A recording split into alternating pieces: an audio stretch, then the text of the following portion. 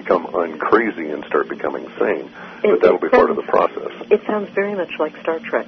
It does. And see, it all happens from that first acknowledgement somewhere in the line that, yes, contact is real.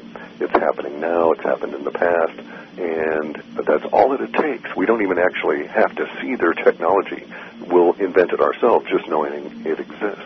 And in fact, the military has done some interesting studies that way, where they, this is part of something in World War II, and I can't get into the technology. I don't know if it's classified or not, but it's kind of immaterial. But basically, they had two groups of scientists, and they were performing an experiment. They showed each group of, there were two groups. Each group had 3 people covering 3 different disciplines. They were both shown sets of movies.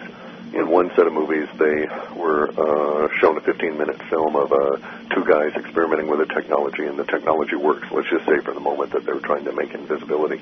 And they showed these guys in suddenly putting on a cloak and becoming invisible. And it was done through a movie trick that was very sophisticated for the time. Uh-huh. And in the other movie, they weren't successful, or they were partially successful. And then they let these scientists go at it. And the ones who had been shown a successful film created a successful product, and the others did not. And that was basically a test not of whether they could design these products, but rather what role the belief system played in the outcome of engineering systems, right? Now, have you been following Ed Grimsley and his sidekick Bob Oliver and the wars in space that they can watch on these, super expensive night vision binoculars? Yes, I'm aware of those. I was just, I'd love to be able to get a set and have a look, but of course we have so few clear days here, I wouldn't be able to see anything. Well, anyway. you can come down and visit me this weekend, because Bob and Ed here on the Monterey Bay are going to have a sky watch. Oh. And let me just give out their telephone number. So if anybody lives in California and can drive over to Monterey Bay, I think I'm going to join them. It's 831-383-2676. 831-383-2676. And believe me, you can't afford to buy these binoculars. They're like $7,000. Maybe they're only $4,000, but... Well, there's not much difference between those two as far as I'm concerned. They're both on the other side of don't exist in my wallet. So, but you brought up an interesting issue there, though, is our alien wars is not restricted to NASA or whatever. We don't know how it's going to mature and peak in 2011, and it might well be an issue of all of us sitting down here watching, a group of aliens battle it out up there. We just have no way of knowing how the details are going to come. But what we do know is that the emotional levels around that are building very steadily. And so I'm very confident that by 2011 we're going to see some serious breakthroughs into this relative to human consciousness. Well, I have to admit the things that you have said that we're seeing. We just absolutely leaped over swine flu and vaccination. Oh, yeah, sorry about that. Yeah. So what did you see? What did you see there? Well, in essence, the language around the swine flu stuff is very disturbing because it seems to suggest that this was a deliberately released attack on humans. Mm-hmm. And that's all I'm saying is the language we're drawing the conclusion from the language that was the case. It also follows the pattern of the exposure of humans in 1918 to the pandemic that everybody would call the Spanish flu. And that one killed at least 50 million and maybe as much as 150 million humans on the planet. So we're in for a really tough time. There's absolutely no question about that. And also, the vaccines don't seem good. None of the language around the vaccines is in any way encouraging whatsoever. Both vaccines in general as being an effective method of reducing infection, pain, disease, or whatever in the general populace, as well as this particular batch of chemicals and their dual-shot nature, and then all the other language around the supposed tests. I just got an email from someone who was listening to our alien, and I didn't get it in time. But he's wondering if Obama, being an alien, being not a natural-born citizen, a.k.a. an alien, could that be the alien that you're picking up? No, because we don't identify an alien. Here's how our categories work. There's humans, there's extraterrestrial humans, and then there's aliens. Aliens are not human DNA. And the alien, for instance, could come from Earth. It just wouldn't be it would be an intelligent being that is not a human DNA. but more likely it's going to be coming from space. And so we don't use the term alien referencing a non-documented person in any particular country because we look at things from the viewpoint of the global populace, and then our single largest subset under that is the American populace. Okay. Now, I just wanted to throw in that my husband, who was that CIA operative that flew Bush back from the Paris meetings for the October surprise, he was a member of the Space Command, and I have finally found one other man that was a member of the Space Command. And the other man was actually out there in our ships, our spaceships, literally fighting aliens.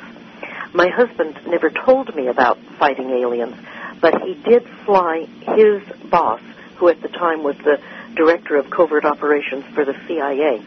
He did fly him to the moon base on the dark side of the moon. And when he told me he'd gone to the moon, of course, yeah, sure, I believed it. But the one thing he said is, haven't you ever wondered why we never went back to the moon?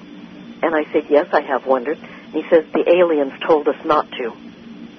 Yeah, and I buy that as well. Yeah, there's a lot to suggest, especially in the NASA language. Language is very revealing, and when people stray outside normal bounds, it's like my ears just go boing, little radars or whatever, and or not so little radars.